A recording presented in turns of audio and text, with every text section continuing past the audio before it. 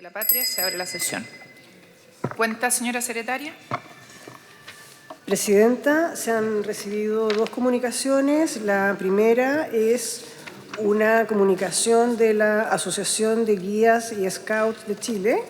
Ellos recuerdan que a solicitud de ellos, la Comisión de Hacienda ofició hace algún tiempo preguntando por unos fondos que debían asignárseles del aporte anual que no se ha materializado, que se había acordado respecto de ellos, y solicitan que se agilice, digamos, ese pago. Y además se hizo llegar a la comisión una presentación de don Arturo Duclos, director general de CREA Imagen, que solicita que se agilice la tramitación del proyecto de ley sobre creadores audiovisuales. Ok, vamos a tenerlo en consideración para el trabajo de la comisión. Le damos la bienvenida al ministro de Justicia, a todo su equipo.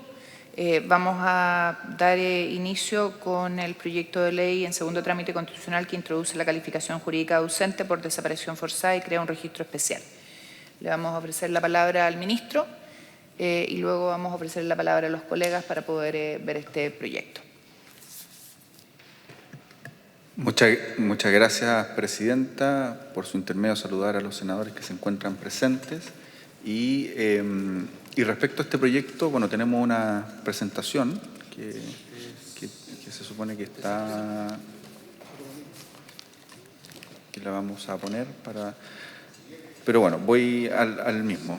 Este proyecto, presidenta, fue una moción parlamentaria que se realizó en la Cámara de Diputados y Diputadas, que, como usted dijo, se encuentra en segundo trámite constitucional. Es un proyecto que uno podría decir forma parte de una reparación simbólica para las personas que fueron víctimas de desaparición forzada, pero principalmente para sus familias.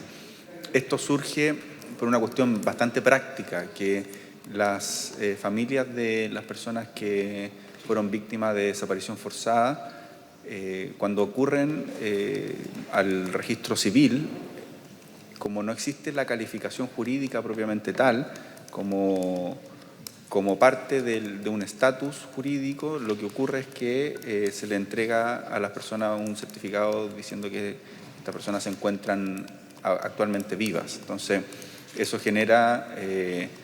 Imagínense lo que genera en la familia que no exista un reconocimiento formal por parte del Estado de que las personas están o fueron víctimas de desaparición forzada y que por lo mismo se encuentran ausentes. Entonces, para ello, el proyecto que nosotros presentamos modificó la moción parlamentaria, realizó una indicación sustitutiva y que tiene por objeto crear la calidad jurídica de personas ausentes por desaparición forzada, asimismo crear en el registro civil un registro de personas ausentes por desaparición forzada, establece cuáles serían las características de este registro, cuál es el contenido de la inscripción, los efectos de la incorporación en el registro, la administración del registro y un reglamento.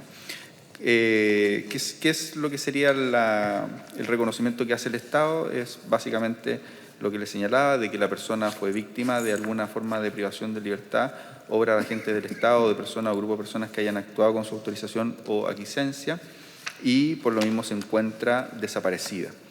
Esto es para las personas que se encuentran desaparecidas durante el periodo comprendido por parte de la dictadura militar entre el 11 de septiembre de 1973 y el 10 de marzo de 1990 y quienes pueden incorporarse a este registro. Primero, las personas que aparezcan en la nómina del informe de la Comisión Nacional de Verdad y Reconciliación, las personas que aparezcan en la nómina del Informe Nacional de Reparación y Reconciliación, de la Comisión sobre Prisión Política y Tortura, conocida como Comisión Valeg, y los de la Comisión Asesora para la Calificación de Detenidos Desaparecidos, Ejecutados Políticos y Víctimas de Prisión y Tortura. También aquellos que hayan sido reconocidos por otros informes o instrumentos creados o reconocidos por ley, y, por cierto, las personas que formen parte de las sentencias judiciales que emanadas de procesos penales regulados por la Ley 20.377.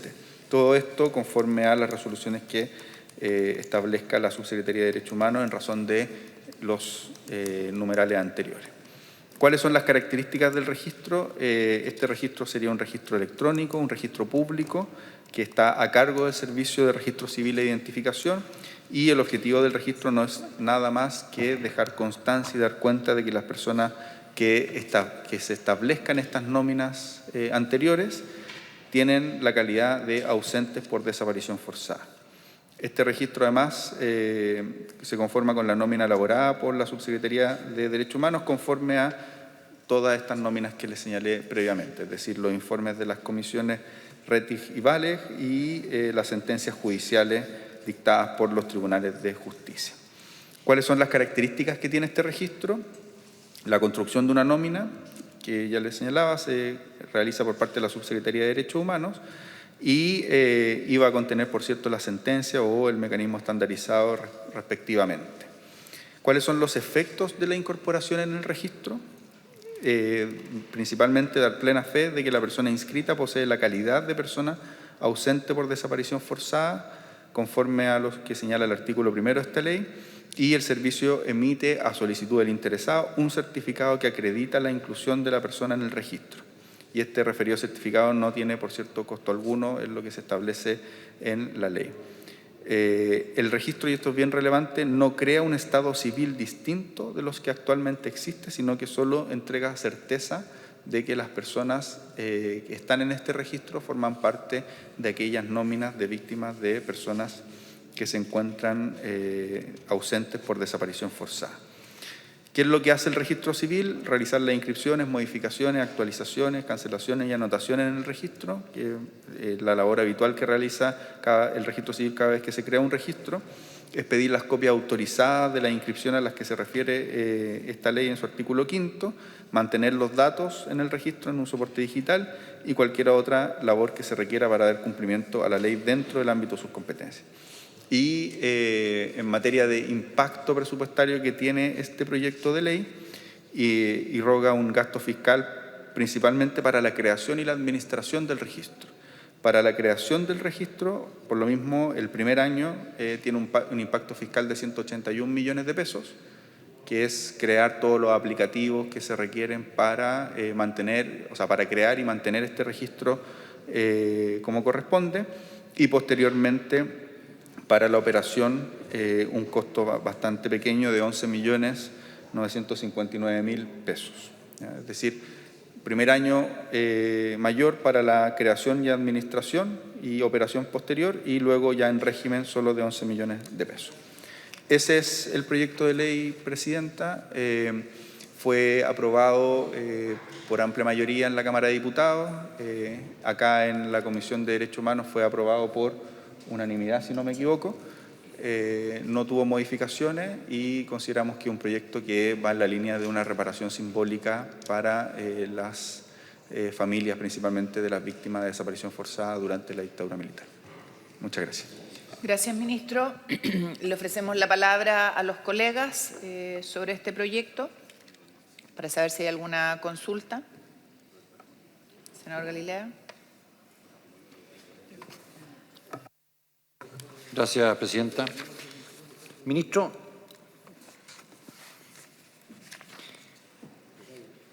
¿por qué se estimó pertinente la letra G porque sobre este tema, los antecedentes, las víctimas, creo que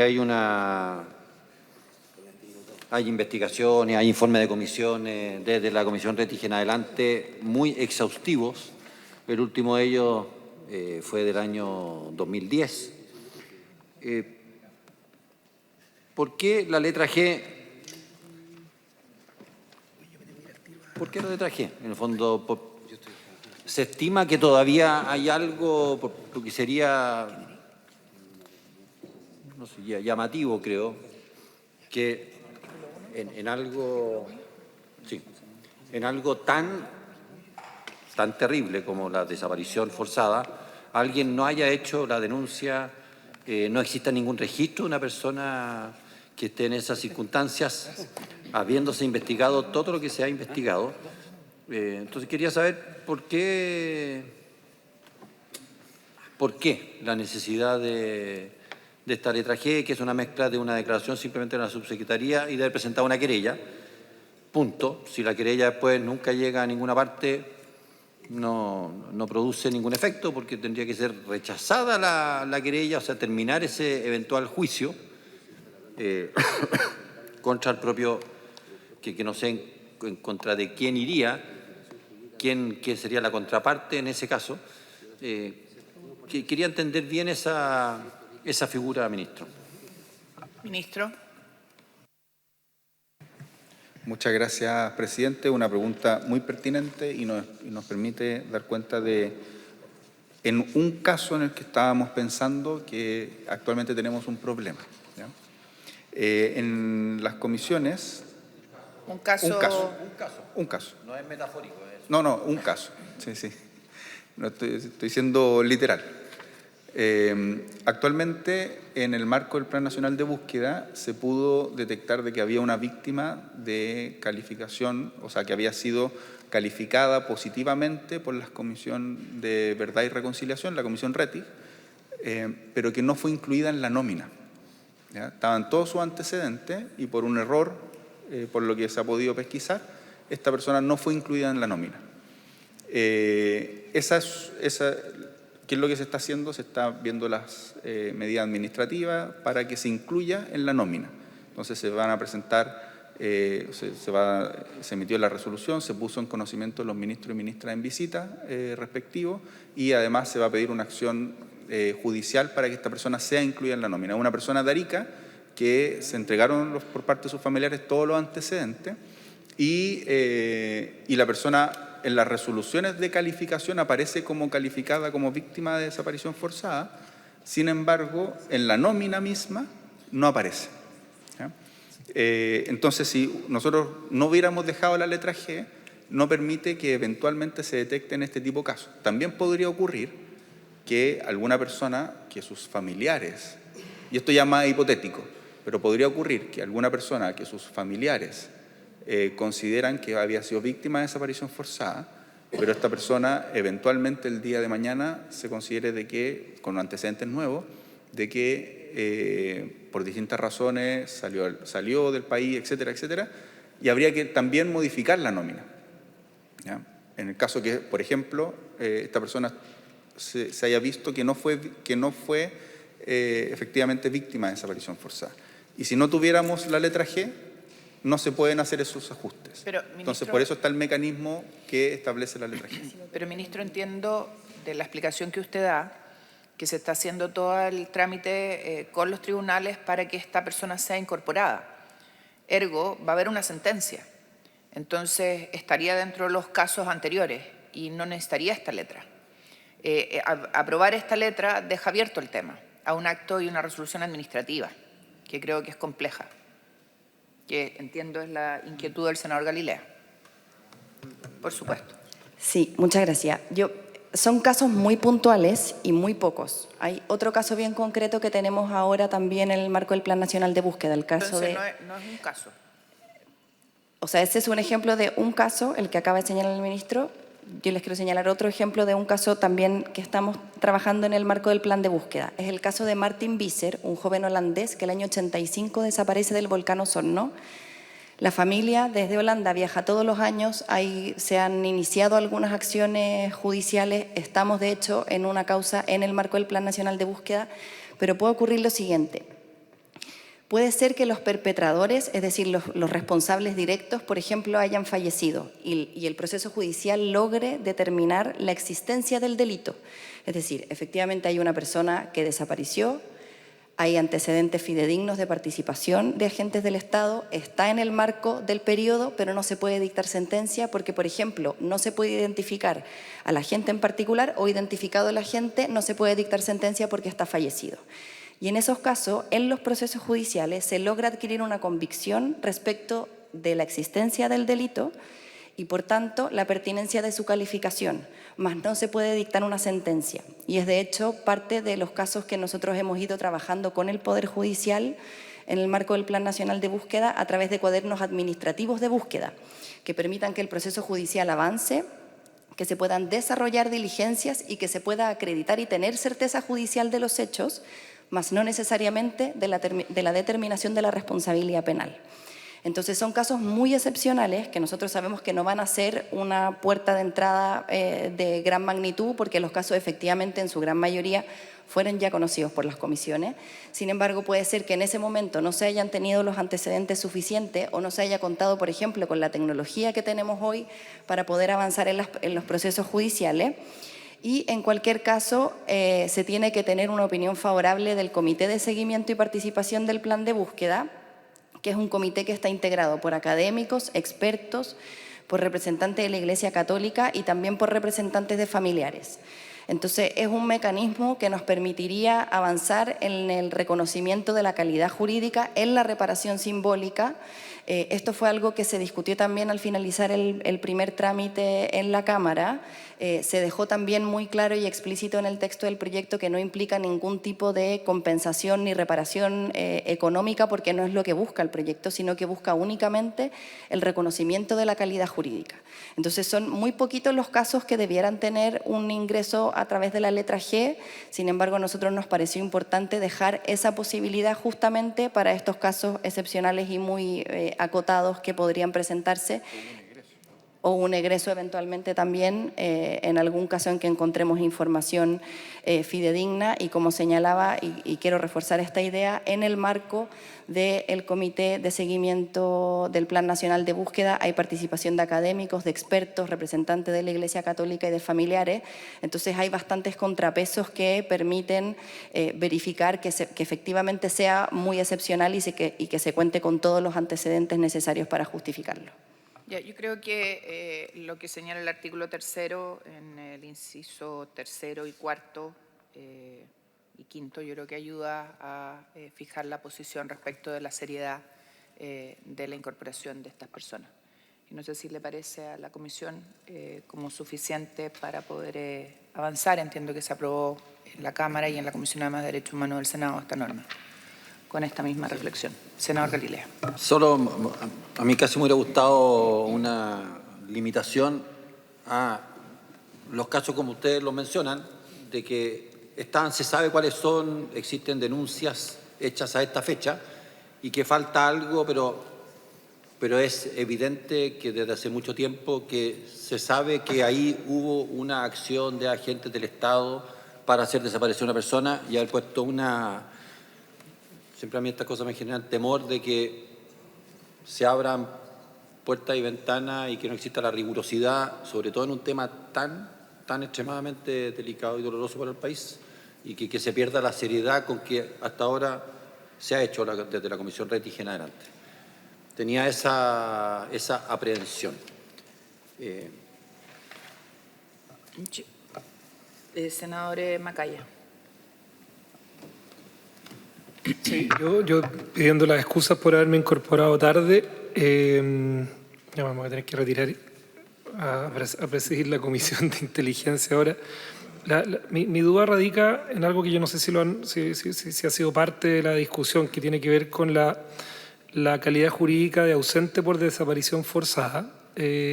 La mención que se hace de todos los instrumentos en los cuales hay personas que tienen esta calidad, pero es la letra E, es cuando habla de otros informes o instrumentos de comisiones u organismos de la misma naturaleza creados o reconocidos por ley. Porque en el fondo uno podría suponer, no en este gobierno, ni siquiera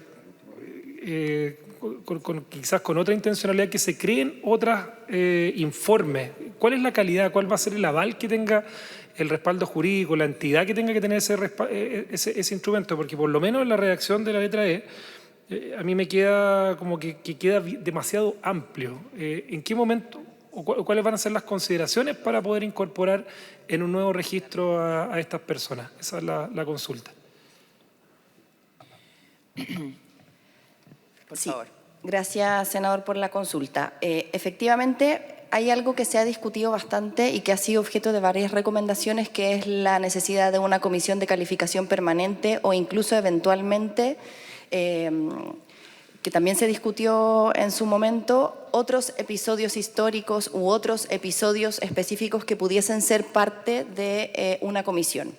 En ese sentido, nosotros lo que hicimos fue garantizar que sea una comisión creada por ley y no una comisión de carácter administrativo, justamente en el marco de que si esto ocurre hacia el futuro, sea efectivamente el consenso de un poder del Estado distinto de únicamente el Ejecutivo que administra o que vía administrativa pueda crear calificaciones o comisiones de esta naturaleza, y es justamente por eso que el resguardo es que sea creada por ley.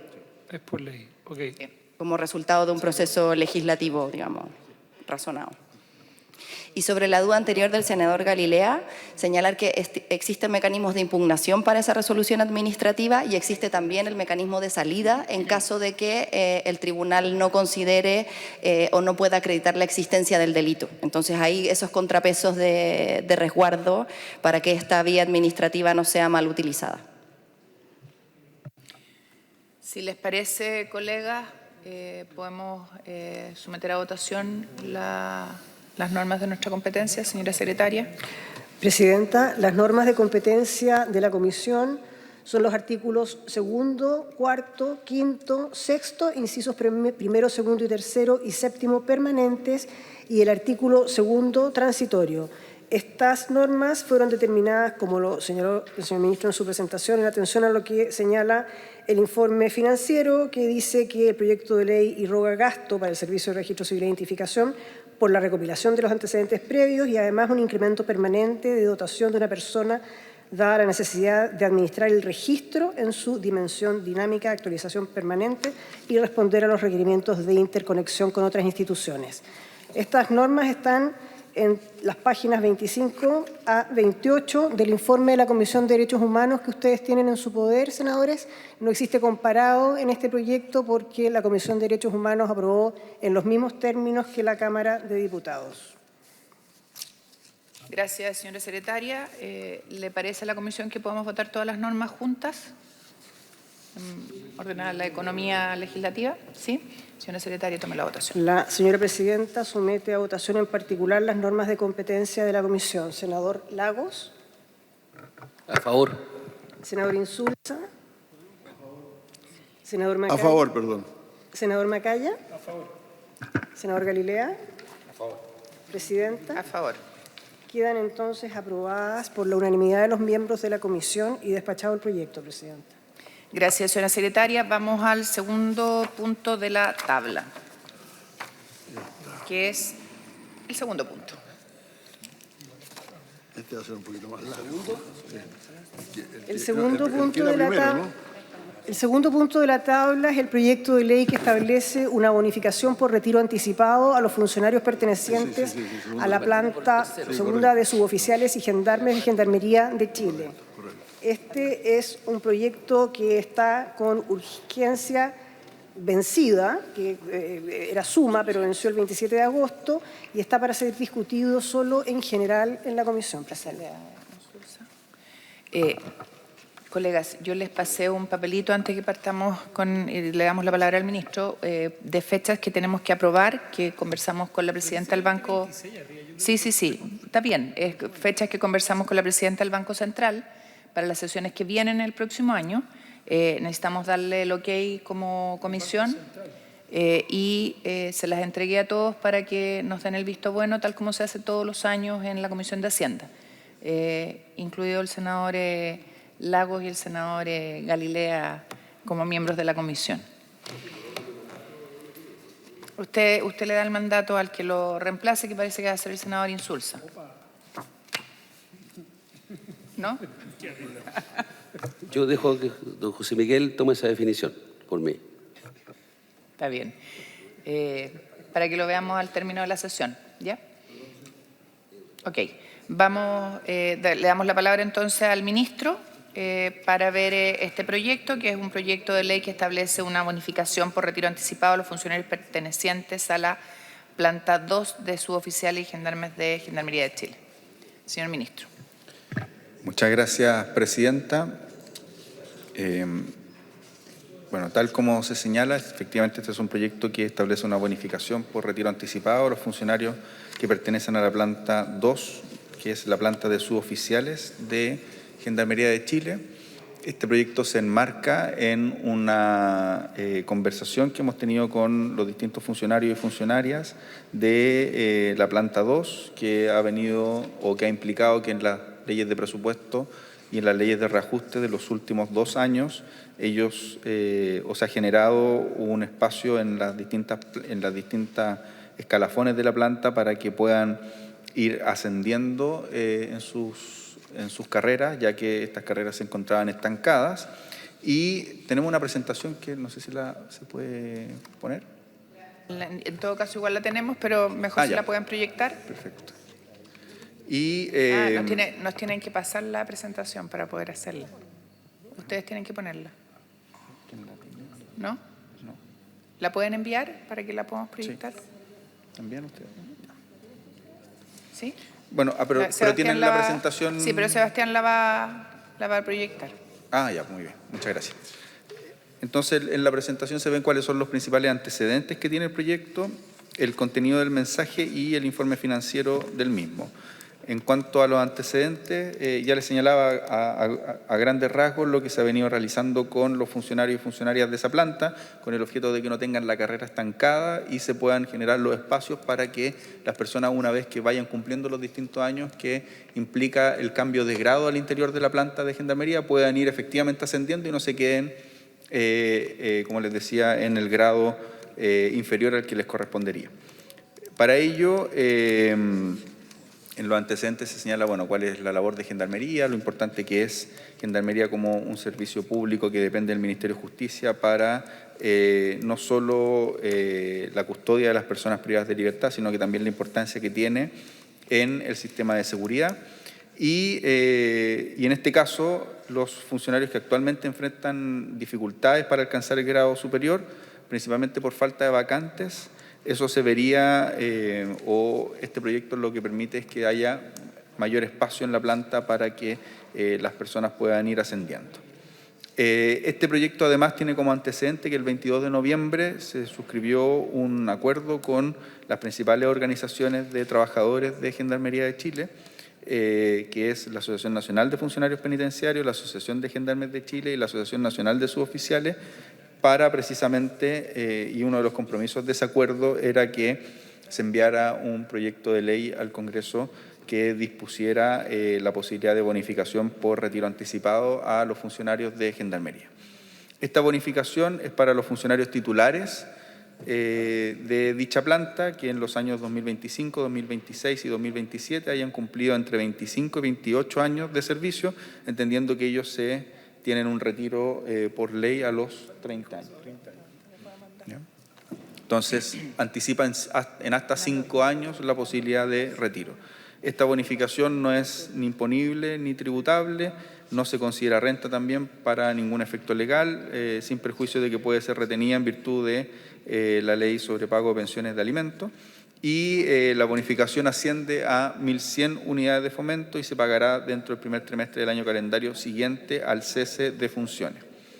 Este tipo de bonificaciones tienen antecedentes en otras leyes que se han hecho y que forman parte, uno podría decir que se han utilizado para destrabar la carrera al interior de Gendarmería. Tiene cupos, que son 300 cupos anuales, y como tiene vigencia en 3 años, son 100 cupos para el 2025, 130 cupos para el 2026 y 70 cupos para el 2027.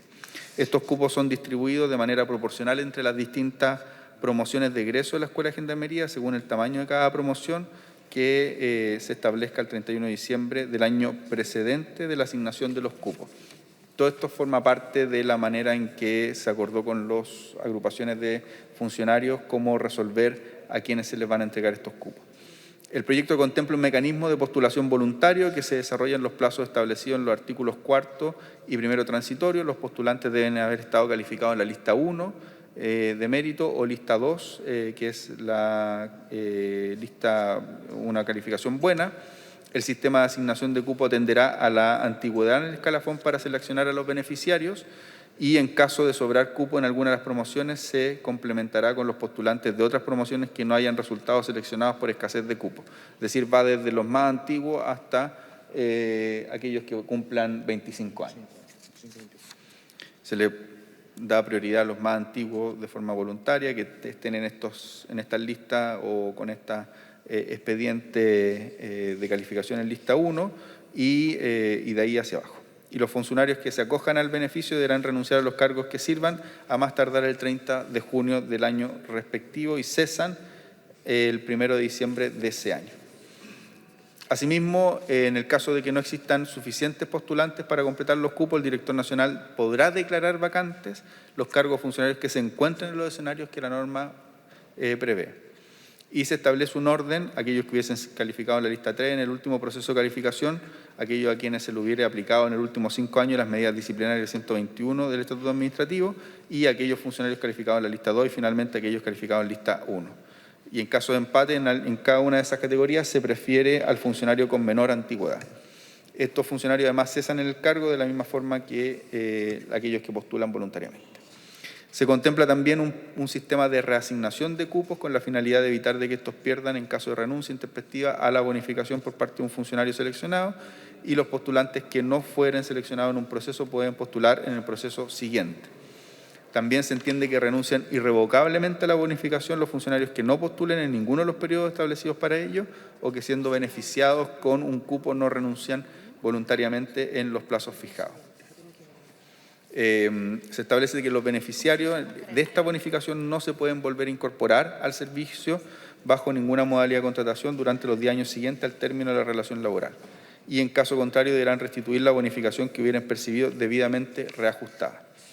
La bonificación además es incompatible con aquella que otorga bonificación por egreso del personal de Gendarmería, es decir, aquellas que cumplen los 30 años, entrega esa bonificación, es incompatible obviamente con esta, y es transmisible por causa de muerte si el funcionario postulante fallece entre la postulación a la bonificación y su pago efectivo.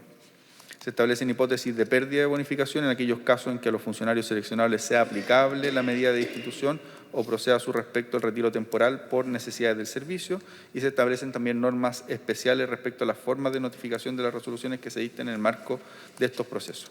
Finalmente, establece un procedimiento especial para la postulación correspondiente al año 2025, considerando que los diversos plazos planteados en el artículo permanente que se toman como referencia a la fecha de entrada a la vigencia de la ley y además se establecen disposiciones adecuatorias respecto al presupuesto de Gendarmería para la implementación del proyecto. Finalmente, contempla la imputación o el informe financiero, considerando que el monto de la bonificación expresado en UF es al 9 de junio del 2025, que fue el momento en que se presentó el proyecto, y los cupos establecidos para cada año y las fechas de pago que corresponden se estiman un costo de 4.313 millones para el 2026, 5.607 millones para el 2027 y 3.019 millones para el 2028. Hay una tabla en el informe financiero que también contempla los ahorros que se generan, pero es algo compleja esa tabla, así que tenemos acá al encargado de presupuesto de Gendarmería. Ministro, senador Galilea. Y con eso he terminado. ¿Qué? Me llamó la atención la mención al ahorro, ministro, porque yo hubiese pensado con la crisis carcelaria que tenemos, este gobierno y los gobiernos que vienen, todos tienen pensado aumentar plazas carcelarias, lo que necesariamente lleva a incremento de dotación de Gendarmería. Así que me imagino, solo para que usted lo aclare, me imagino que ahorro, porque vamos a tener en el periodo 500 gendarmes menos, no es tal, porque tienen que ser evidentemente contratados, personal nuevo, preparado, y que ojalá Gendarmería cumpla el rol tal como todos esperamos que lo pueda cumplir. Así que yo no miraría el ahorro porque creo que derechamente eso no va a ocurrir. Tenemos que fortalecer Gendarmería y no ir reduciéndola dado los desafíos que tenemos en materia carcelaria. Gracias. Presidenta, por su intermedio, sí, efectivamente estamos de acuerdo. Este proyecto es independiente del Plan Maestro de Infraestructura, que contempla el aumento de plazas penitenciarias y tiene en el Plan Maestro también contemplado el aumento de dotación. Se generan ahorros porque las personas que están entre 25 y 28 años de servicio son personas que están en los topes de sus carreras, ¿ya? Y al estar en los topes de sus carreras, se retiran, se les entrega esta bonificación, que es un costo para el Estado, pero a las personas que ingresan en el escalafón más inferior. Entonces, se van generando ahorros comparando fotografías de dotación, ¿ya? Por cierto, esto no significa que no se aumente la dotación, ¿ya? Con lo que nosotros tenemos contemplado. Pero en términos presupuestarios eso es efectivamente correcto, y aquí Vasco puede, que es de Gendarmería y que trabajó este proyecto con la Dirección de Presupuesto, puede entregar más detalles respecto a esas tablas, si es que es necesario, Presidenta.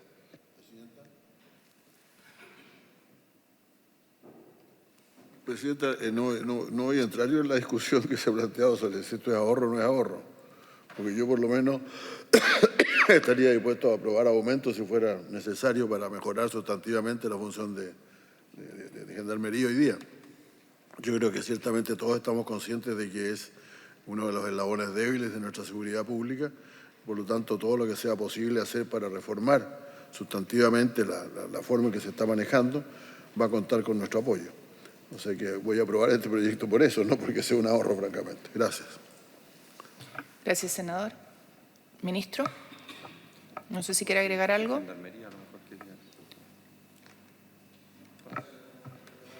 Sí, por favor.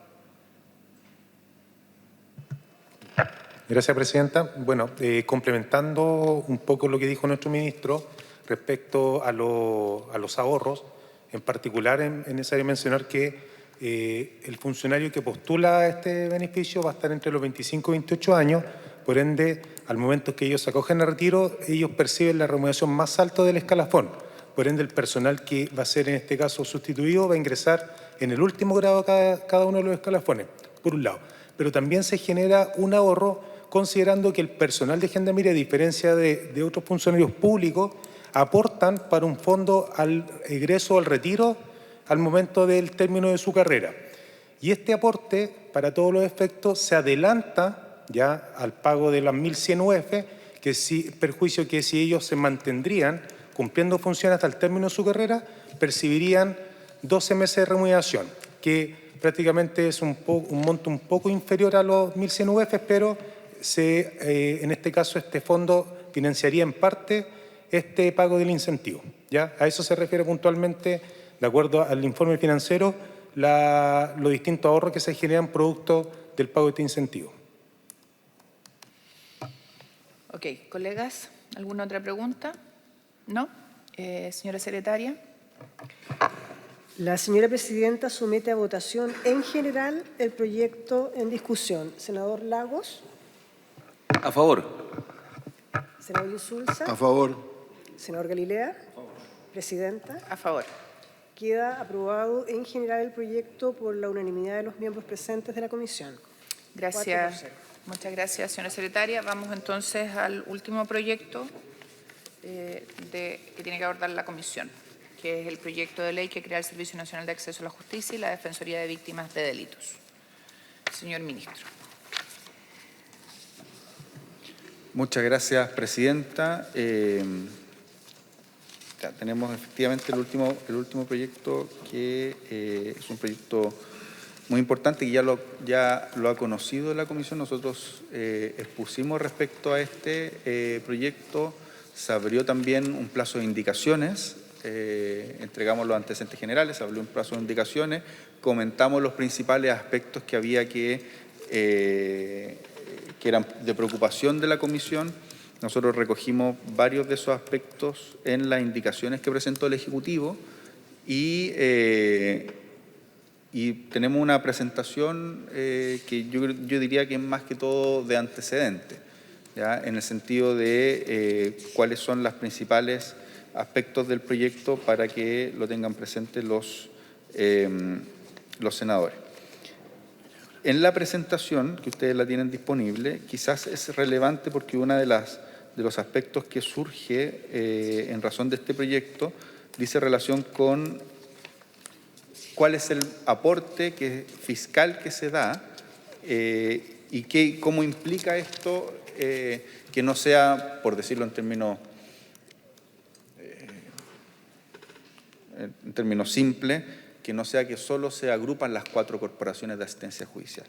Entonces, hay una lámina en la presentación que dice financiamiento del Servicio Nacional de Acceso a la Justicia y Defensoría de las Víctimas, que no tiene número de página, pero está más bien al final, y que da cuenta de cuáles son los presupuestos de cada uno de las prestaciones que se entregan actualmente y cómo efectivamente este informe financiero o el informe financiero del proyecto incorpora de manera importante recursos para esta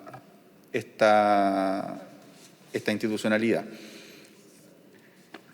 No sé si quizás la podemos proyectar. ¿Qué es esta? Sí. En esta lámina lo que se ve es que el presupuesto del programa de atención de víctimas, que es parte de este servicio de acceso a la justicia y defensoría de las víctimas, es de 7.992 millones, que por cierto va a ser parte de esta institucionalidad. Luego el presupuesto que se establece para la Subsecretaría de Justicia y que va a ser parte de las funciones que se traspasan al Servicio de Acceso a la Justicia es de 1.201 millones de pesos. El presupuesto luego del sistema de mediación familiar es de 12.000 y fracción. El presupuesto de las corporaciones de asistencia judicial es de esa lámina, muy bien, es de 113.637 y los recursos adicionales que tiene el proyecto, en la lámina anterior, los recursos adicionales que tiene el proyecto son 13.644. Eso da un total de que el servicio contará con un presupuesto de 148.981 millones de pesos que incorpora cada uno de esos escalones que se ven en el gráfico, que son las funciones que primero redirecciona a este servicio, funciones que se encontraban en las corporaciones de asistencia judicial, funciones que se encontraban en la Subsecretaría de Prevención del Delito, funciones que se encontraban en la Subsecretaría de Justicia y los recursos adicionales que incorpora el informe financiero, que son de 13.644.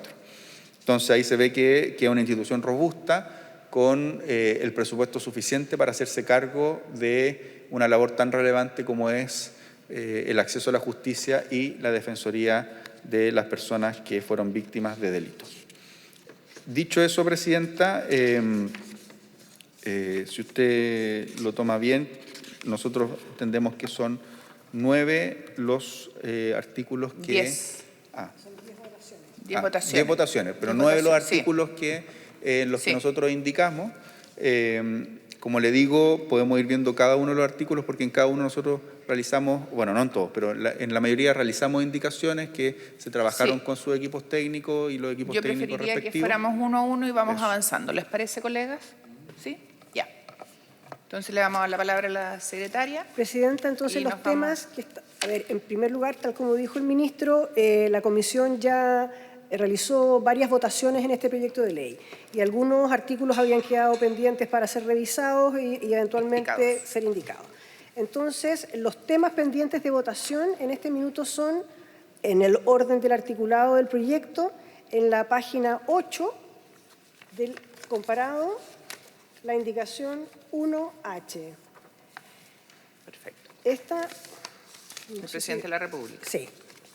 Esta indicación es del presidente de la República y agrega un párrafo segundo nuevo al numeral 9 del artículo 3º. Este párrafo señala, en particular, el servicio podrá, en cumplimiento de sus fines, celebrar convenios de colaboración con otros órganos de la Administración del Estado destinados a facilitar una adecuada coordinación en la atención de sus usuarios. Estos convenios deberán ajustarse estrictamente a los principios y normas aplicables al tratamiento de datos por parte de los órganos públicos, especialmente en lo relativo a datos personales, conforme a lo dispuesto en la Ley número 19.628. Colegas, ¿estamos ok con esta norma? ¿Sí? Unanimidad entonces. Se aprobaría entonces por la unanimidad de los miembros presentes, senadores Insulza, Galilea y la presidenta. Enseguida, en las páginas 16 y 17 del comparado, está el artículo 7º y la indicación 2H. El artículo 7º había quedado pendiente de votación justamente para ser revisado. Esto es la página 16 y 17, presidente. Perfecto. Como decía, el artículo 7º es de competencia de la Comisión, quedó pendiente su votación y el Ejecutivo además formuló una indicación, la 2H, para agregar en el inciso segundo de este artículo 7º, esta parte está en la página 17, una oración final que señala: cada subdirección deberá contar con lineamientos operativos y un plan de acción elaborado conforme a los estándares señalados en el artículo 35 de la presente ley.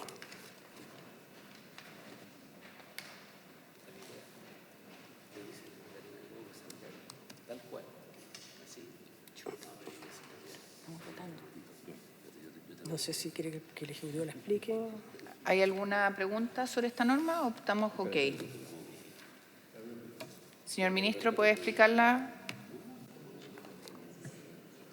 Sí, Presidenta. Efectivamente, una de las dudas que surgió respecto a esta norma tenía que ver con la posibilidad de que hubiera mayor, uno podría decir, un plan que se presentara por parte de las subdirecciones con el objeto de tener cierta métrica que permita evaluar la gestión de las prestaciones que entrega el servicio.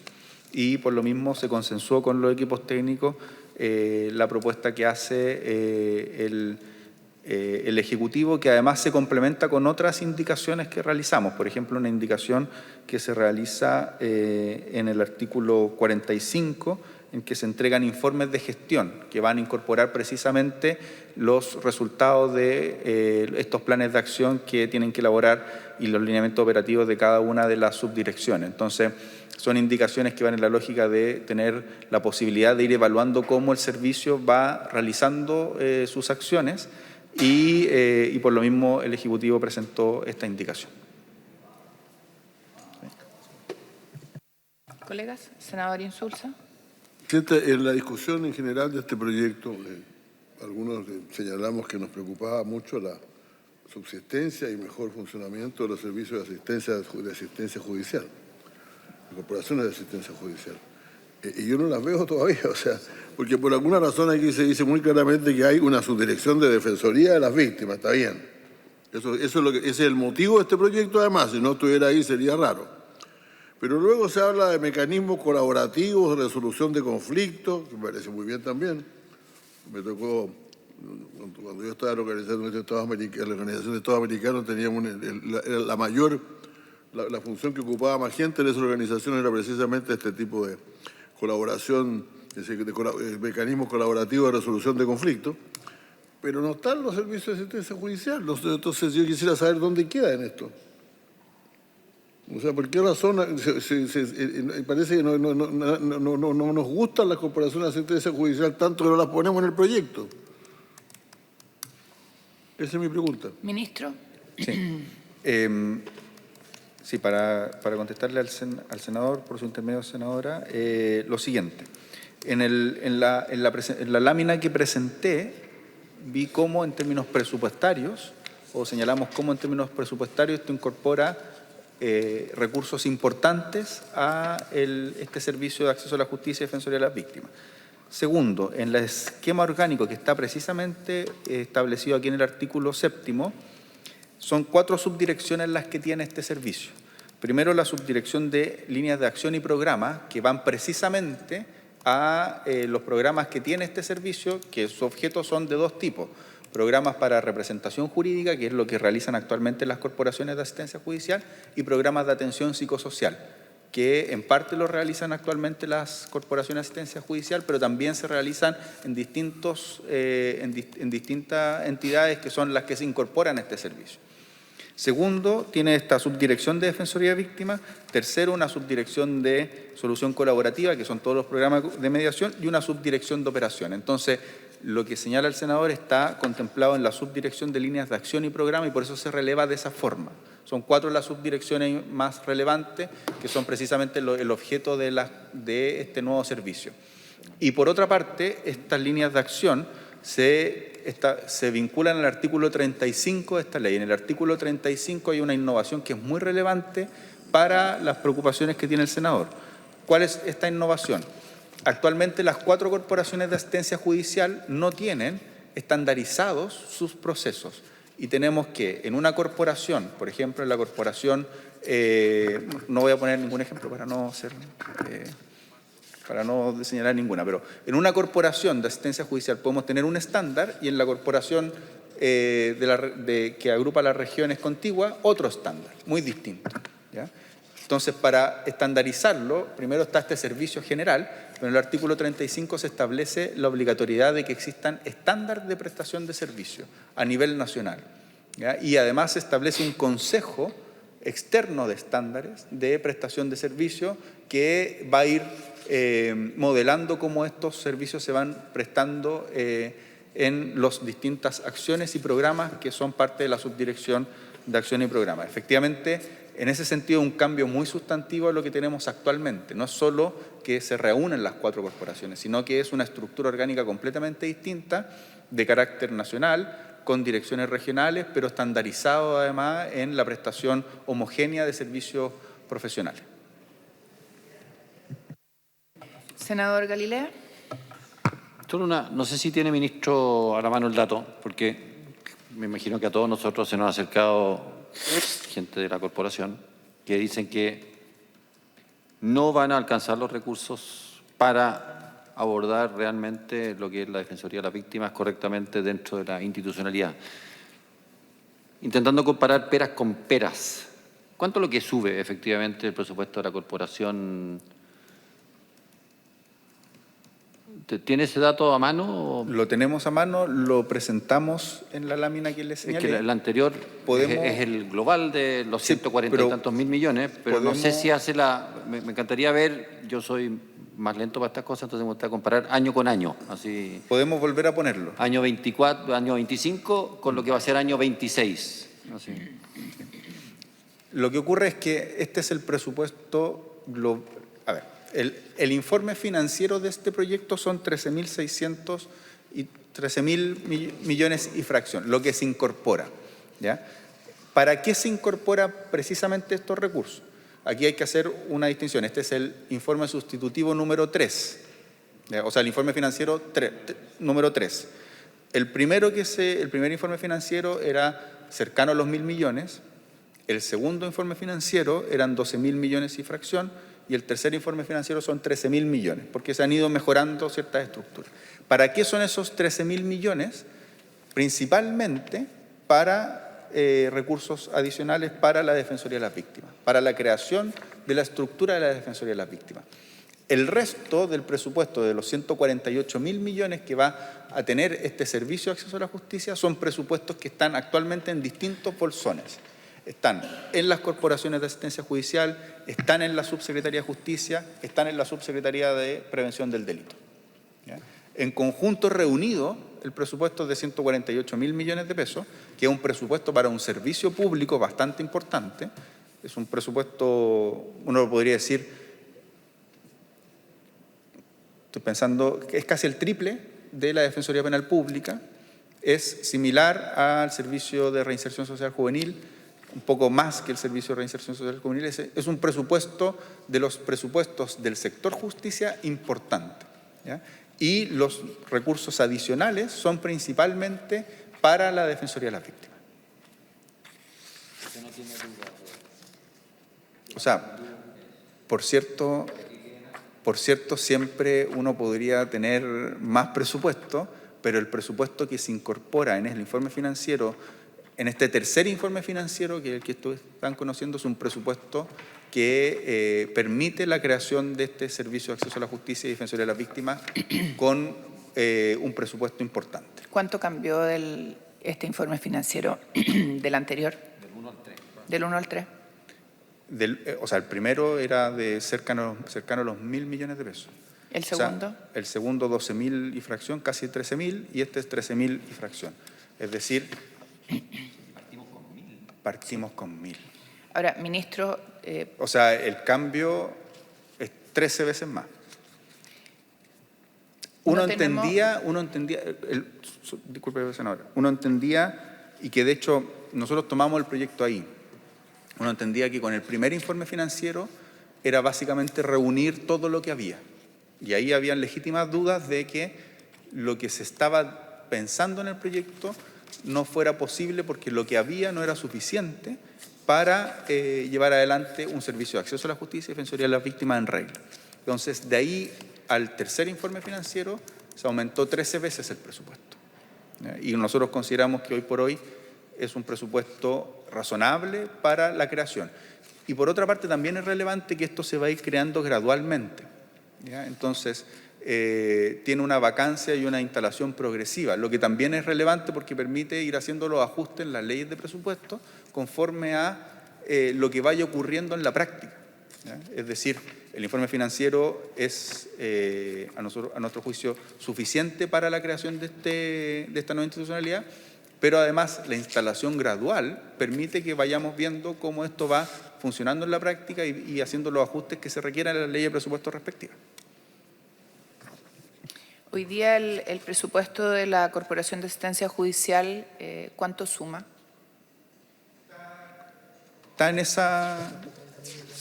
Claro, 130.000... No. Lo que pasa es que las corporaciones de asistencia judicial, como ustedes lo saben, son un programa de la Subsecretaría de Justicia. Sí. Entonces, al ser un programa de la Subsecretaría de Justicia, lo que nosotros podemos ver es que las corporaciones tienen un presupuesto de 113.417 millones de pesos. Ese es el presupuesto que le transfiere la Subsecretaría de Justicia a las 4 corporaciones. ¿Ya? Las corporaciones tienen un presupuesto un poco mayor porque tienen algunos convenios de colaboración, pero este es el presupuesto público que se transfiere. ¿Ya? 113.000 millones de pesos. Este servicio, además, aúna los presupuestos del sistema de mediación, que son 12.000, aúna el presupuesto de la Subsecretaría de Justicia, de todos los equipos técnicos que trabajan actualmente en la coordinación de los programas de asistencia judicial, que son 1.200 millones, y aúna además los presupuestos de los programas de atención de víctimas de 7.000 millones que están en la Subsecretaría de Prevención del Delito, más los 13.000 millones que incorporan el informe financiero adicionales, que son principalmente para la creación de las defensorías de víctimas, da un presupuesto de los 148.000 millones de pesos. ¿Cuánto, perdón, ministro, hoy día del presupuesto 64.000 millones se van a la Corporación de Asistencia Judicial? 113.000 millones. Pero está dividido en, en Corporación de Asistencia Judicial, el programa de representación jurídica de adulto mayor, programa Mi Abogado y programa Curaduría. Sí. A la Corporación 64.000. De acuerdo al informe que tengo yo del presupuesto. Ya, 64.248 a la Corporación, el programa de representación 1.400, el programa Mi Abogado 26.000 y el programa Curaduría 21.000 y fracción. Y la pregunta es, de esos 13.000 millones, ¿cuánto se va a la Corporación? ¿Todo? Sí, yo no tengo esa información, Es que eso senadora. es súper importante porque es lo que estamos discutiendo acá. La información que yo tengo es, a las corporaciones de asistencia judicial, el presupuesto vigente de las 4 corporaciones es de 113.637. Está dividido en 64.000 y los otros que son específicamente lo que le leo.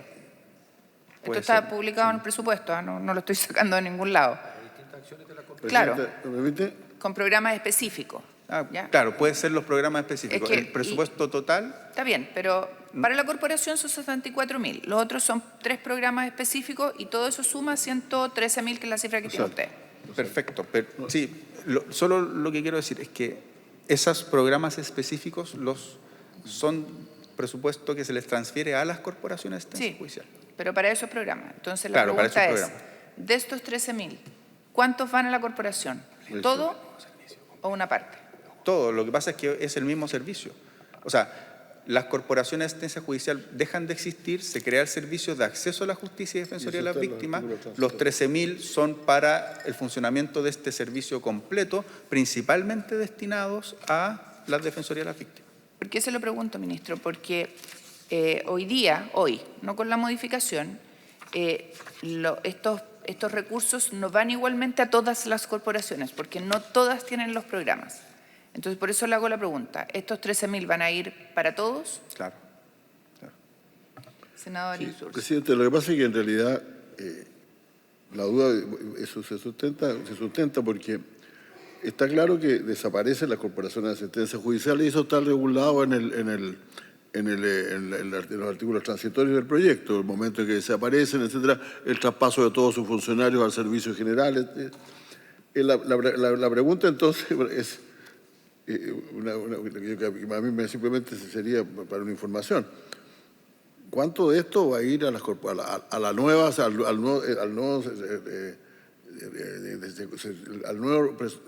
la nueva corporación de asistencia judicial, de otro mediación, la subsecretaría, etcétera, y específicamente de qué manera se va a financiar una cosa que es bien fundamental, que es la asistencia a las víctimas, ¿no? que fue lo que motivó finalmente el origen del proyecto? Si se cree que con este aumento de 13.644 millones va a haber posibilidad de, como dice la senadora Rincón, unificar mínimamente el actuar de las corporaciones de asistencia judicial que ahora van a estar en todo el país. Perdón, el trabajo de lo que fueron las corporaciones de asistencia judicial que va a estar hoy día en un servicio que se extiende en las 16 regiones del país y al mismo tiempo crear la función de asistencia a las víctimas que no está creada. No es una crítica en definitiva, ministro, por el contrario. A mí me parece un buen resultado que todo esto cueste solamente 13.000 millones de pesos. Pero la verdad es que es bastante poco para lo que se pretende hacer.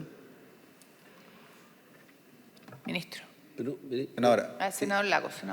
Si no, me sumo, disculpe que estoy viendo otros temas de otras comisiones, pero tal vez me puede... Pido disculpas si es que la pregunta está completamente fuera de... No estoy actualizado, pero la Corporación de Asistencia Judicial presta servicios ya a personas que en distintas áreas, sea en lo contencioso administrativo o en otros, tribunales de familia, etcétera, temas laborales, hay un servicio que se presta. Y lo prestan básicamente, corríjame, hasta hace mucho tiempo, eran estudiantes de Derecho. No sé si eso sigue siendo así o ya se profesor. Claro, pero es que en mi caso hace como 30.000 años. Entonces, y eso que la hice bien tarde era la práctica jurídica. Entonces mi pregunta es si esto quiero que se va a reemplazar. Esa es la pregunta. Cuando se dice se va a mantener la corporación, se cambia la corporación, ¿es el mismo servicio prestado por los estudiantes o es un staff de profesionales hoy día? Estoy preguntando desde la ignorancia, ¿ya? Y si el caso es que es como sigue funcionando como ha sido en los últimos 40 años, en lo grueso, la pregunta es cuál es el valor agregado respecto a las víctimas. Porque ahí está hablando de las víctimas. Y hay muchos casos de la Corporación de Asistencia Judicial, no necesariamente hay víctimas. O sea, estamos hablando de temas laborales, temas de familia, qué sé yo, sucesiones intestadas, qué sé yo, una serie de otros temas que no hay víctimas como tal. Entonces me pregunta si eso se va a mantener ese servicio, esa prestación de servicio. ¿Y qué es lo que sería lo nuevo? Y si con 13.000 millones de pesos, 13.000 millones son, se van a atender a las víctimas, ¿de qué forma? Para entenderlo en lo grueso, no es un problema lo que estoy planteando, es una inquietud.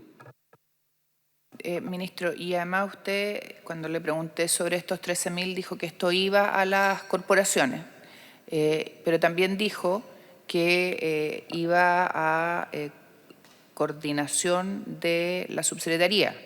Entonces, ¿cómo va a ser la distribución de estos recursos? Porque es lo que nos preocupa, si vamos a darles más obligaciones, que son importantes, que efectivamente puedan hacerlo. Hay corporaciones hoy día que están bien precarizadas y que obviamente necesitan más apoyo. más allá del tema que es muy relevante que plantea el senador Lagos. Sí, Presidenta, quizá yo no me expliqué bien. Los recursos adicionales que incorpora el informe financiero, que son de 13.000 millones, van al nuevo servicio de acceso a la justicia, íntegramente.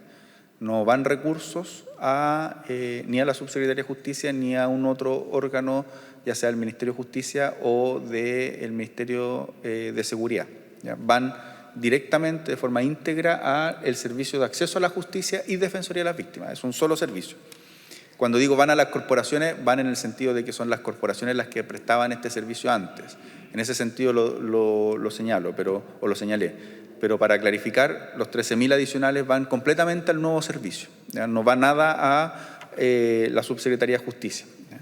Segundo, este nuevo servicio hace dos cosas. Una es que unifica a las 4 corporaciones de asistencia judicial, que son las que actualmente prestan los servicios de representación y asesoría jurídica para las personas más vulnerables que no tienen los recursos para pagar un abogado.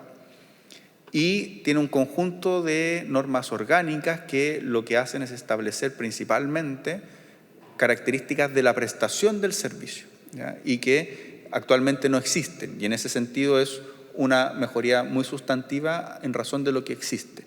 En segundo lugar, para lo que preguntaba el senador Lagos, efectivamente, incluso cuando nosotros hicimos la práctica, esto ha cambiado de manera... incluso significa usted que bastante más joven se cree, ¿eso quiere decirme? Ya. Digo, pues, o más viejo. Pues. No, pero digo que en general esto ha cambiado de manera importante. En los últimos años se han profesionalizado los servicios que se entregan y todavía los postulantes abogados tienen que hacer la práctica porque es un requisito para que ellos puedan recibir su título, pero ya no se basa el servicio que se presta en la labor que cumplen los postulantes, sino que en la labor que tienen los profesionales de cada uno de los programas que tienen las corporaciones. Eso como segundo aspecto. Tercero, en cuanto a las víctimas, que es lo que preguntaba el senador Insulza, el programa, o sea, mejor dicho, este servicio tiene estos 13.000 millones de pesos adicionales que son principalmente para el servicio en cuanto a la defensoría de las víctimas, pero también hace algo que es importante, que es sinergia, porque actualmente lo que ocurría es que habían programas dentro de la corporación que atendían a víctimas, programas pequeños, pero por otra parte habían 7.000 millones, casi 8.000 millones en la Subsecretaría de Prevención del Delito para la atención de víctimas. ¿Ya?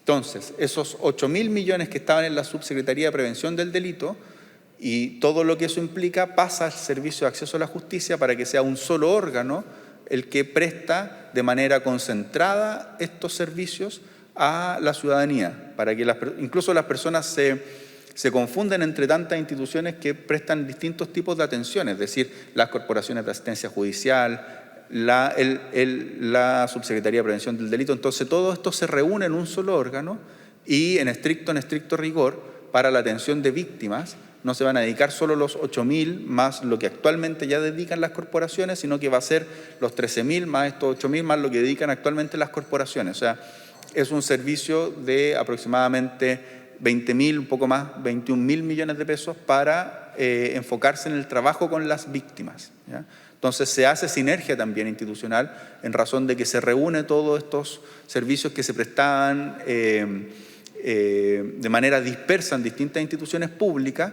y se crea este servicio de asistencia, o mejor dicho, de acceso a la justicia y defensoría de las víctimas.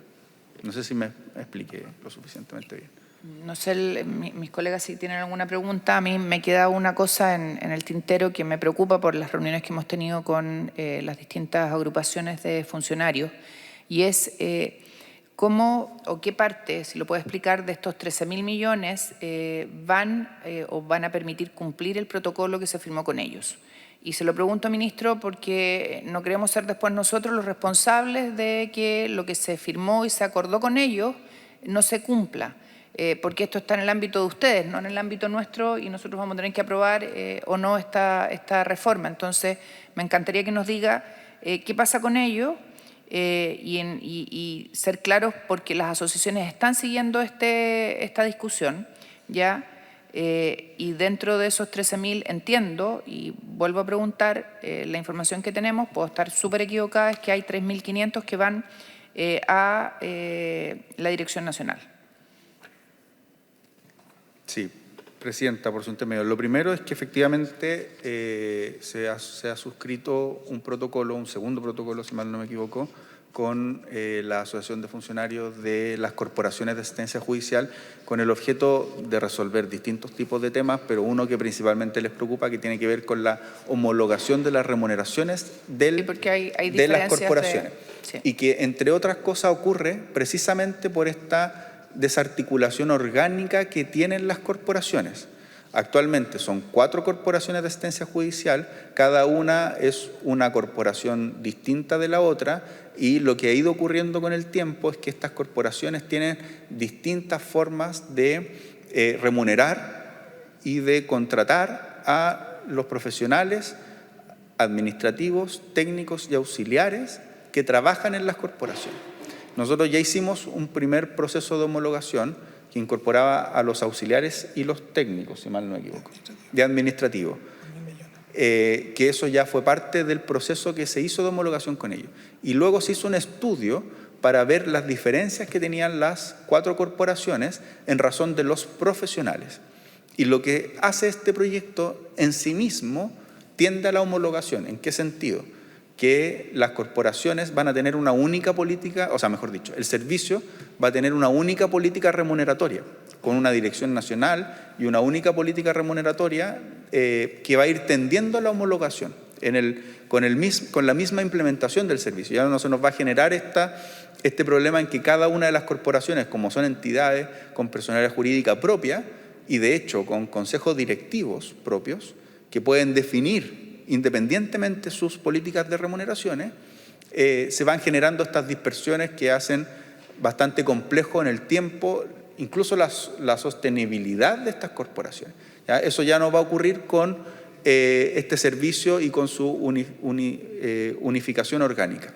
Segundo, nosotros incorporamos una indicación que es una indicación al artículo 4º transitorio que establece la obligación de precisamente el director implementador establecer bandas salariales, ¿ya? Con el objeto de que estas bandas salariales establezcan una homologación. Y esto es una obligación que va a tener el director implementador, que se nombra una vez que este proyecto sea ley, ¿ya? Entonces, eso va a formar parte de este proceso de homologación que tienen que ir realizando el nuevo servicio de acceso a la justicia.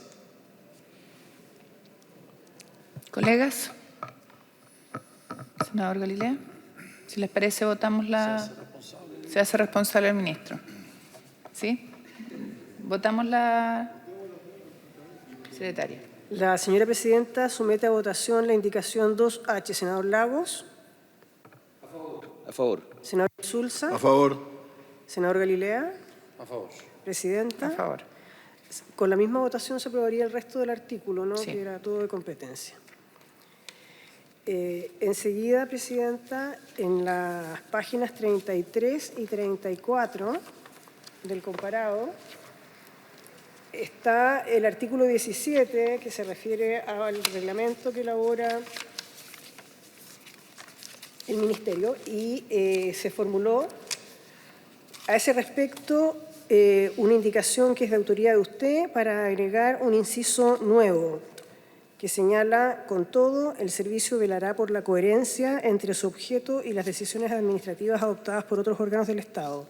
En consecuencia, las personas cuya situación migratoria haya sido calificada como irregular con orden de expulsión vigente no serán objeto de ninguna medida de focalización o priorización, incluyendo las contempladas en los artículos 18 y 19 de esta ley, salvo que la ejecución de la expulsión implique una vulneración de derechos fundamentales conforme a los tratados internacionales ratificados por Chile y que se encuentren vigentes. Esto lo habíamos conversado, ¿se acuerdan?, en la comisión.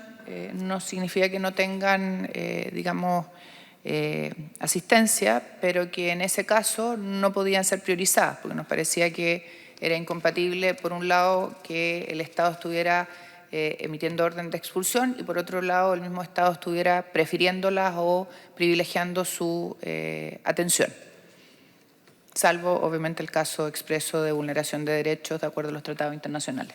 Esa es la explicación de la norma. Ministro. Sí. Presidenta, entendiendo el fin de la indicación, nosotros como Ejecutivo tenemos una diferencia con la indicación. ¿Ya? ¿En qué sentido? Que efectivamente al eliminar la priorización, lo que ocurre es que la priorización no tiene que ver con el tipo de persona, sino que tiene que ver con la víctima del delito. ¿Ya? Entonces, al eliminar la priorización, lo que ocurre es que eventualmente, por ejemplo, este servicio atiende a las víctimas de en general todos los delitos, pero tiene que priorizar por cuestiones de recursos aquellos delitos más violentos. Entonces, eventualmente lo que puede ocurrir es que alguna persona de las que se trata de excluir de la priorización sea víctima de estos delitos. Entonces, el problema es que no va a poder ser priorizada, por así decirlo, en razón de que es víctima de este delito y sería tratarla similar a el hurto de un celular, por ejemplo. ¿Ya? Entonces, lo que busca el artículo 19 es que las personas que han sido víctimas de un delito, de los que se señala ahí que son los más graves, sean priorizados, independiente de la situación de la persona. ¿Ya? Entonces, si alguien es víctima de un delito grave, no sé, homicidio o violación, en este caso, mejor dicho, si no serían los familiares, de violación, sale de la priorización producto de la indicación que usted señala. ¿Me explico? Si es un extranjero, una extranjera indocumentada. Entonces, eso a nosotros nos parece que... Pero aquí estamos solo hablando de un extranjero que tenga una situación migratoria que ha sido calificada de irregular y tiene orden de expulsión. No estamos hablando de alguien que tiene problemas con los papeles. ¿Ya? El mismo Estado ha ordenado que se le expulse. Y si obviamente esa persona es una persona que tiene un problema de vulneración de derechos fundamentales, sale de la contraexcepción, por decirlo así. Y es para ser coherente al Estado, porque no puede por un lado estar expulsándolo y por otro lado defendiéndolo privilegiadamente. No es que no lo defienda, sino que lo privilegia en la defensa. Ese es el punto. Sí, se nos genera esa paradoja. Se nos genera la paradoja que yo le señalo, que en el fondo, de todas maneras, esta persona que va a ser víctima de un delito de ese tipo no va a poder ser priorizada en la atención que entrega la Defensoría de las Víctimas, que no necesariamente es representación jurídica, también puede ser asistencia psicosocial. Entonces, entendiendo lo que usted señala, tenemos esa paradoja. ¿Ya? Y ahí en ese sentido nosotros como Ejecutivo creemos que tal y como salió de la Comisión de Constitución del Senado, nos parece que están los resguardos para que no tengamos ese tipo de paradoja en situaciones tan complejas donde una víctima de un delito muy grave como la que estoy señalando, a pesar de su situación migratoria, quede en la práctica sin una atención por parte de este servicio. No quedaría sin atención, ojo. Y es clara la norma. Solo que obviamente la prioridad tienen que tenerla quienes están en todas las condiciones. Esta persona está con orden del Estado de expulsión. No es una persona cualquiera. Y se le va a atender, pero sin la prioridad del caso, nada más. Presidente, yo lo entiendo de esa forma. Lo que quiero decir es que se nos genera que se equipara a una víctima de un hurto de un teléfono celular. Y en ese sentido, lo que busca el artículo 19 es que las personas que son víctimas de estos delitos más graves tengan una atención priorizada. Y estamos de acuerdo con eso, solo que en este caso el Estado ordenó que se le expulsara. Bueno, pero ¿para qué vamos a hacer el punto? Votémosla y con eso resolvemos. Sí, por favor. Es para llamar la atención. ¿Era para llamar la atención? Sí, se cayó un vaso, pero no puedo hacer nada. No se rompió, ¿no? Cayó en la alfombra. Tenía leche. Senador Galilea y senador Lago. Ministro, a propósito de la indicación de la zona de Rincón,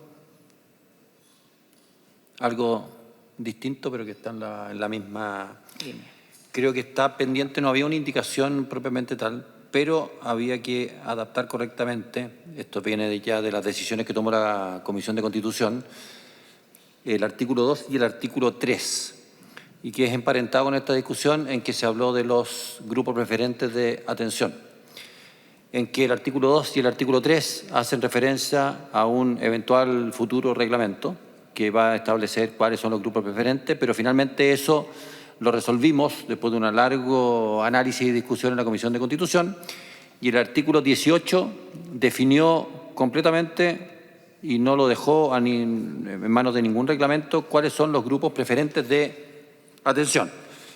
Se lo leo, ministro, a los senadores para que todos lo tengan claro. El inciso segundo. Estamos en la 36, pero lo que voy a leer está en la, con lo que parte de la 37. Sí, que está haciendo. A ver, para poder concentrarnos después de la desconcentración. Estamos en la reflexión del artículo 3H, tal como lo dice el senador Lagos, pero el senador Galilea se menciona algo que tiene que ver con esta discusión, donde había un compromiso, entiendo, de ver cómo lo perfeccionábamos. Y por eso se nos lleva a la página 37, senador Galilea. Entonces, en esta discusión de los grupos preferentes, ministro, recordará usted que modificamos y acordamos. Es decir, sin perjuicio de lo indicado en el inciso anterior, se considerarán grupos especial de protección: niñas, niños y adolescentes, adultos mayores, personas en situación de discapacidad, aquel grupo de personas que requieran contar con prestaciones especiales por parte del servicio por haber sido víctimas de catástrofes naturales o de hechos cuya consecuencia les haya causado un daño significativo. Punto. Esos son los grupos especiales de protección. Entonces, esto era un acuerdo, nadie presentó las indicaciones, pero el artículo 2, inciso primero, que está en la página 2, al final dice grupo de especial protección que se determinen al efecto en el reglamento referido en el artículo 17. Esa referencia tiene que salir, porque tiene que ser simplemente grupos de especial protección establecidos en el artículo 18. Y lo mismo ocurre en el artículo 3, inciso primero, número 3, que está en la página 5, que nuevamente dice a quienes pertenezcan a alguno de los grupos especiales de protección, y traía antiguamente que se determinen de conformidad a lo dispuesto en el reglamento referido al artículo 17, ahí donde dice eso tiene que decir establecido en el artículo 18. Entonces, yo quería tomar el acuerdo, Presidenta, de que la secretaria... ¿Me está pidiendo la palabra la secretaria? Pueda Supongo que hacer va en línea. Es sobre este mismo Sí. tema, senador. Yo lo tengo registrado eso porque precisamente a solicitud de usted, cuando se vio el artículo segundo, se hizo una Son mis enmienda. obsesiones, sí. Se hizo una enmienda, pero en el inciso primero. Y lo que se acordó en ese minuto no decía relación con un artículo, sino que se cambiaba la referencia al reglamento referido en el artículo 17 por a lo señalado en esta ley. Esa fue la fórmula que usted utilizó en esa oportunidad. No sé si el quiere... artículo 18... Ya. Y entonces lo mismo habría que hacer efectivamente Sí. porque había quedado mal en otro inciso del segundo y en el artículo tercero. ¿Qué Entonces, ¿Prefieren no- que diga 18 o en esta ley? A mí me da- En esta ley es más Ya. genérico. Si Entonces, le parece a la en esta ley. comisión, eso se acordaría, ¿no es cierto? Ya. Senador Lago.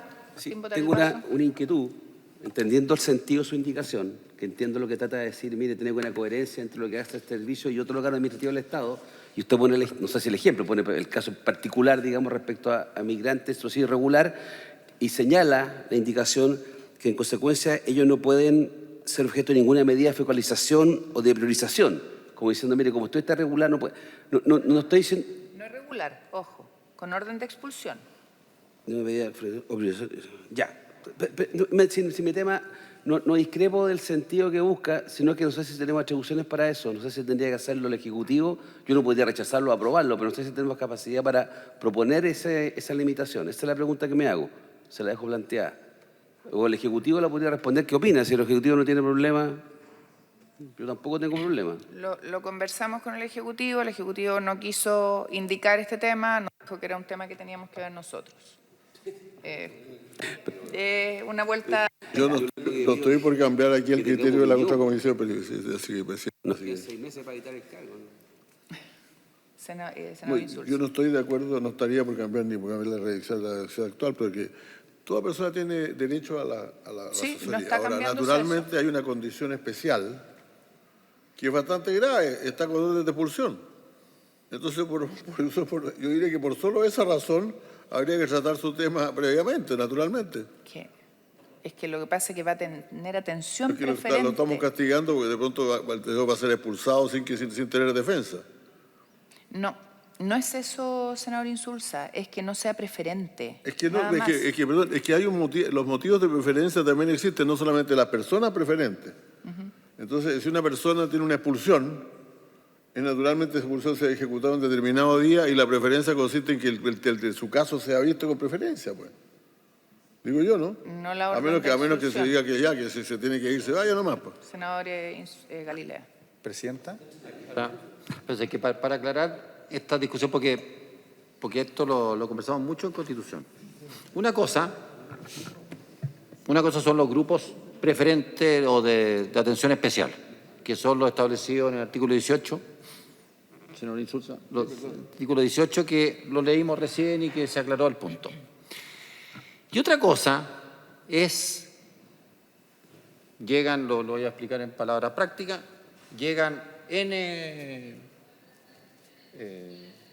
solicitudes de defensa por delitos. ¿Ya? Hay delitos más graves y hay delitos menos graves. Si es un delito grave vinculado a un grupo especial de atención, bueno, tiene así como prioridad super ultra. ¿Ya? Pero si es un delito grave, estamos hablando de violación, estamos hablando de esa magnitud esas personas no reciben una atención priorizada por pertenecer a un grupo especial, sino que porque fueron objeto de un delito extremadamente grave. Entonces,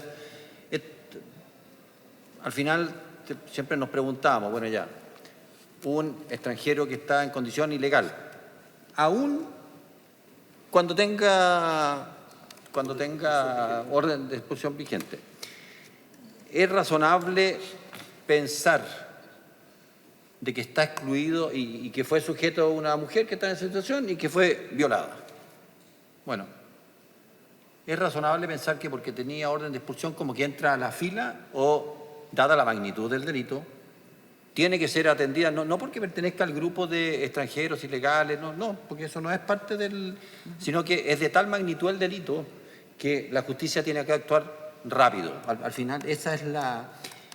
Y al menos en la Comisión de Constitución nos formamos la convicción de que, en realidad, independiente de si uno pertenece o no pertenece a un grupo prioritario, si es que fue objeto de un crimen importante, de los establecidos en el artículo 19, siempre tiene que la corporación actuar y darle una prioridad dado la magnitud de vulneración. Entonces, esa es me imagino que eso es lo que quizás provoca, no sé si está enteramente resuelto en su indicación, senadora. Esa es la preocupación que nos da en esta materia. Alguien que por estar en situación ilegal o no puede quedar, yo sé que usted jamás ha sido su intención que quede en la indefensión. Mi tema no es ese, sino pero dada la magnitud del delito, la corporación debe actuar rápido. Esa es toda la preocupación. Mi tema no tiene que ver con eso, sino que tiene que ver con cómo priorizamos los recursos del servicio en la atención de las personas, que no tiene que ver con la situación migratoria en particular. Y no somos incoherentes con una decisión del Estado por un lado versus la decisión que toma el Estado por otro lado. Pero como no hay espacio para que se pueda entender aquello, y ese es el gran drama que tenemos en todas las prestaciones que el Estado está dando, ya en general, yo voy a retirar la indicación dejando constancia que mi tema tiene que ver con ser coherentes en el Estado. Y aquí creo que lamentablemente no estamos siendo coherentes. La retiramos, secretaria. Pero obvio, pero es que yo soy así para expresarme. Así como usted que tira el vaso, yo soy, no, para nada. Vamos, secretaria. Presidenta, enseguida, en la página 39 del comparado, está la indicación 4H, que recae en el inciso segundo del artículo 19 y es del senador Macaya para suprimir en ese inciso la expresión tráfico de migrantes y... La 39. La página 39.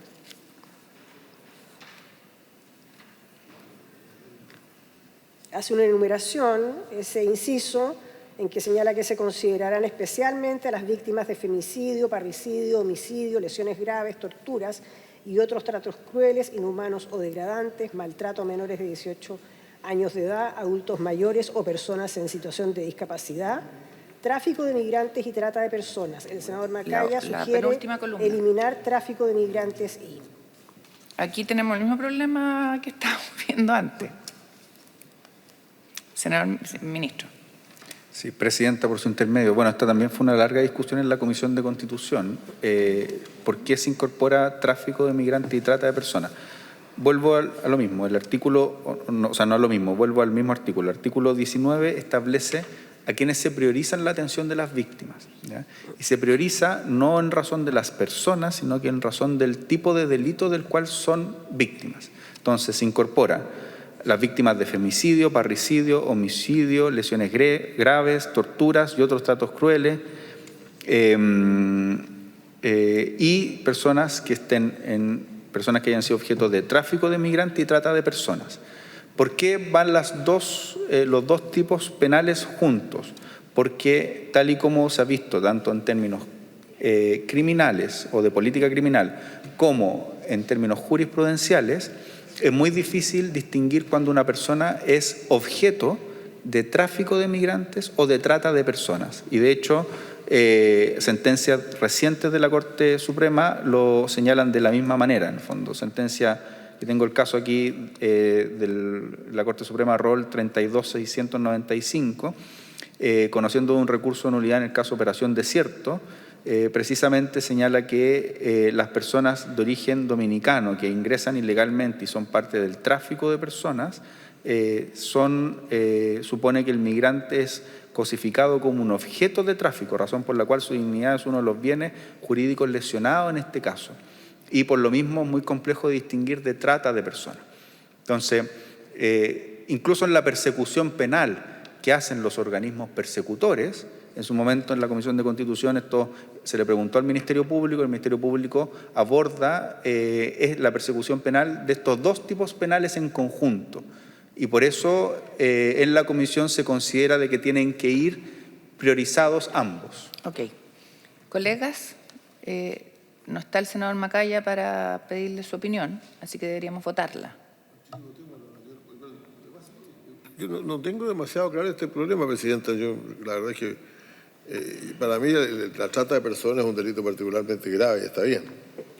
Pero no hay ningún migrante que no diga que lo están trayendo a la fuerza. Pero, todos dicen que lo están trayendo a la fuerza, los obligaban a subirse, etcétera, etcétera. Entonces estamos extendiendo demasiado la protección. Pero tal como dice... Debería demostrar que propiamente hay una trata de personas, porque el tráfico de migrantes es una forma de trato de personas que a veces cuenta con la voluntad de la persona traída. Pues. Entiendo el punto, me quedo con la explicación que da el ministro respecto de que la propia Fiscalía señala que es difícil hacer la distinción y se abordan juntos. Entonces yo creo que tenemos que votarla para no quedarnos pegados en el... Yo creo que hay que rechazarla. Ya.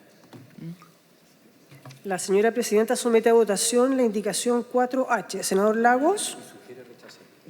Yo me voy a abstener, estoy confundido. Yo me voy a abstener. Senador Insulza. También me abstengo. Senador Galilea. Presidenta. Déjela pendiente, secretaria, porque no se va a poder ni aprobar ni rechazar. Veamos si alcanzamos a tener al senador Macaya acá para verla. Ya. Enseguida, en las páginas... Senador Galilea. Solo, yo sé que es repetirse, ministro, pero la jurisprudencia finalmente, entendí perfecto la explicación del Ministerio Público, pero la jurisprudencia de la Suprema está casi equiparando la figura de tráfico con trata de personas. ¿Cuál es exactamente los últimos fallos? Sí, los considera víctimas. A las personas de tráfico de personas también las considera víctimas porque han sido objeto se las trata como un objeto al momento del delito, en el fondo. Entonces, al considerarlas víctimas, también son víctimas del tráfico de migrantes. Pero desde el punto de vista solo penal, no sé si alguien lo tiene ahí a mano, quien es condenado por tráfico de personas, ¿qué pena reciba respecto de el que es condenado por trata de personas, porque en principio es muy distinto ya traer a la mala a una persona a un determinado país, bueno, a Chile en este caso. Otra muy distinta es traerla y, no sé, someter a prostitución a una mujer que entró ilegalmente al país fruto. Entonces, me imagino que desde el punto de vista del Código Penal son delitos que tienen penas establecidas completamente distintas. No sé si podríamos revisar eso rápido. Si la presidenta prefiere, lo dejamos para la próxima. Avancemos porque no vamos a alcanzar a terminar Pero les hoy día. dejo la y tarea dejemos para... pendiente y el ministro se explaya y además está el senador Macaya que lo indicó. Vamos a la página 54, artículo 28. No tiene indicaciones, pero había quedado pendiente. Ministro. ¿Qué pasó con la otra? Quedó pendiente, ¿no? Perfecto. Por la abstención de todos ustedes.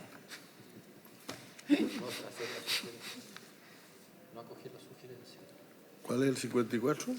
Página 54, ministro, artículo 28. El artículo 28 había quedado pendiente, entre otras cosas, para ampliar la posibilidad de suscribir convenios de colaboración con otros servicios públicos.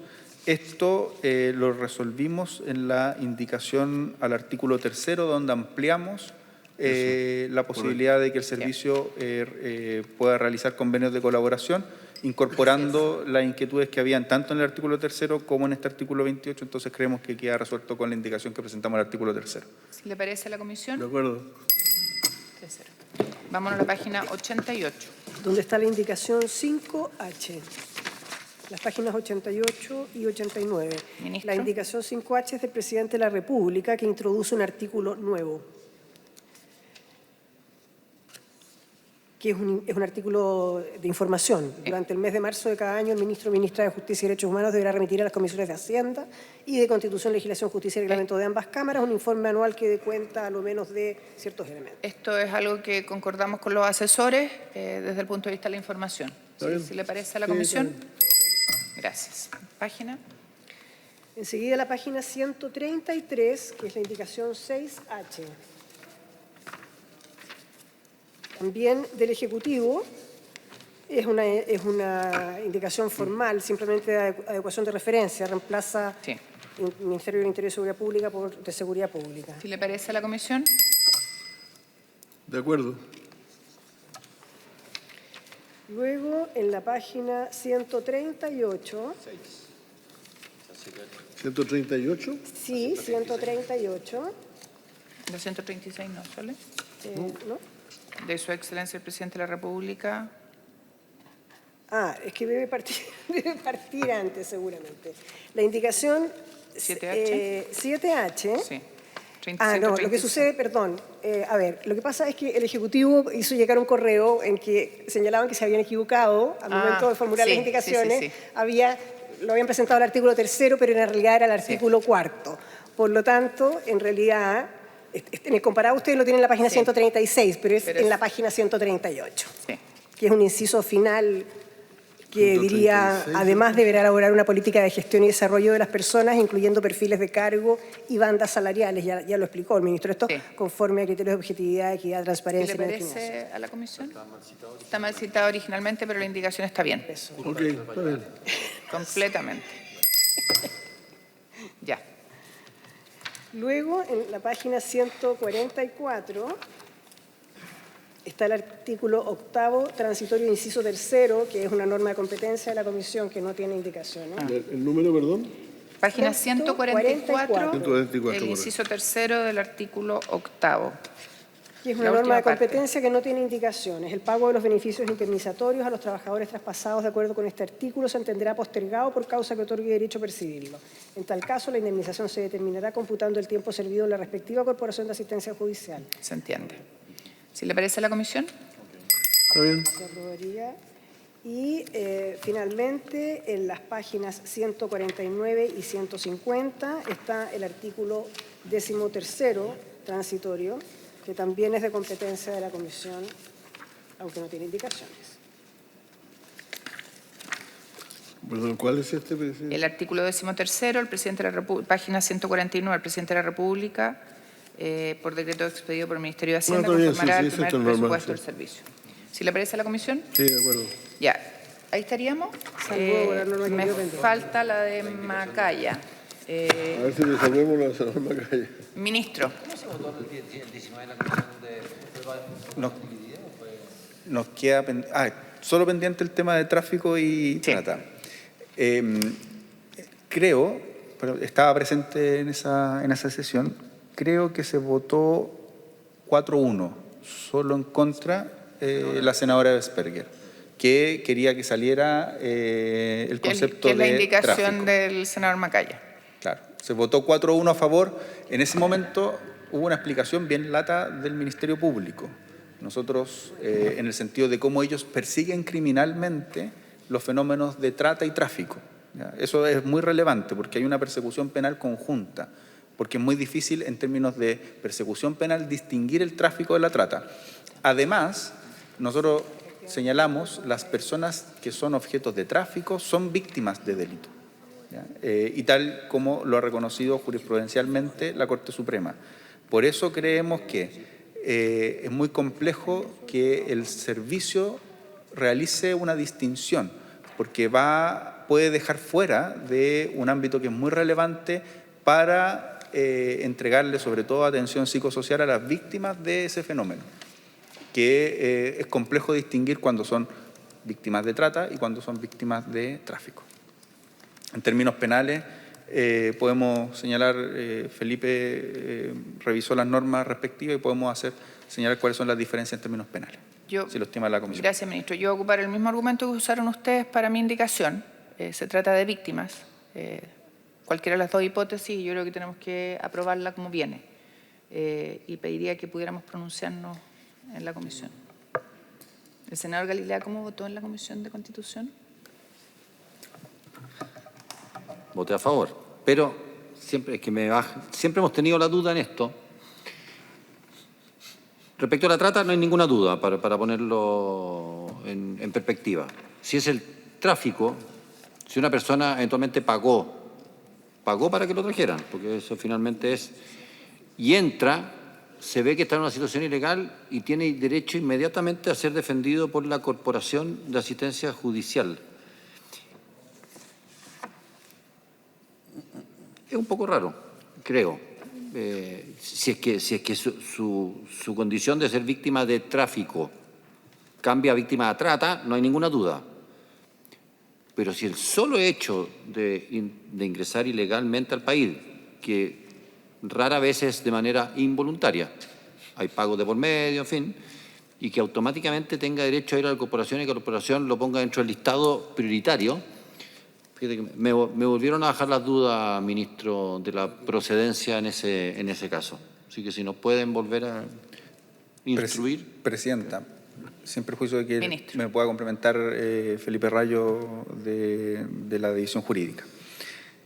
Esto es en el caso de que esta persona sea víctima de tráfico, que como señalábamos, cuando se están investigando estos casos, generalmente la investigación y la imputación se está haciendo a una organización generalmente criminal que realiza el tráfico indistintamente de la trata.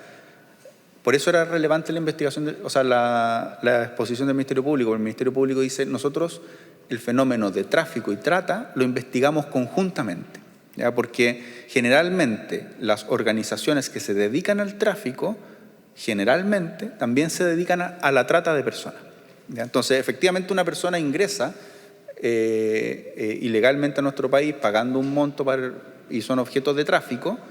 Sin embargo, en el intertanto pueden cambiar de condición, ¿ya? De tráfico a trata.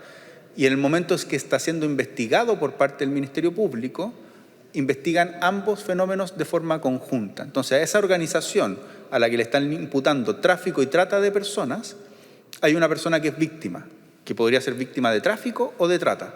Y a esa persona víctima se le da atención priorizada en el Servicio de Acceso a la Justicia y Defensoría de las Víctimas, por el tipo de delito, porque la investigación puede decantar en trata de personas, puede decantar en tráfico y trata, y en ambos casos lo que ha señalado la jurisprudencia de la Corte Suprema es que en ambos casos la persona es una víctima de un delito. no se le da atención en el sentido de defenderse en razón de que esta persona pueda eludir la justicia por el hecho de haber entrado ilegalmente, sino que se le da atención por el hecho de haber sido víctima de un delito que es grave y que se investiga en conjunto estos fenómenos por parte del Ministerio Público. No sé si... Sí, gracias, ministro. Colega, ¿les parece que votemos la indicación del senador Macaya? ¿Sacar la indicación? O sea, perdón, ¿acoger la indicación eliminando o rechazar la indicación manteniendo? Ya, tome la votación. En votación la indicación 4H. Senador Lagos. En contra. Senador Insulza. ¿En contra? Senador Galilea. Como la votó en la comisión. Pues. ¿En contra, dijo? Presidenta. Yo me podría abstener ahora. En contra. Queda rechazada por la unanimidad de los miembros presentes de la comisión. Presidenta, con esto queda despachado el proyecto. Muchas gracias, señora secretaria. Habiéndose cumplido el objeto de la sesión, esta se levanta. Presidenta, perdón. Solo- Antes de levantarla, ministro. No, muchas gracias. No, quisiera agradecer a la comisión porque hemos podido despachar 3 proyectos que son muy relevantes para la cartera de justicia. Son proyectos muy significativos. El caso del Servicio de Acceso a la Justicia es a nuestro juicio un cambio muy importante en la forma en que actualmente se prestan estos servicios y se incorpora a la Defensoría de las Víctimas, que de todas maneras es un largo anhelo de las personas que han sido víctimas de delitos violentos principalmente. Y en el caso de desaparición forzada, agradecer a la comisión también por haberlo abordado inicialmente, porque sobre todo en estos tiempos es un tipo de reparación simbólica muy importante para los familiares de las personas detenidas desaparecidas. Así que agradecerle, senadora, y al resto de los senadores también de la comisión. Muchas gracias, ministro. Habiéndose cumplido el objeto de la sesión, esta se levanta. Yo tengo los 2 míos aquí.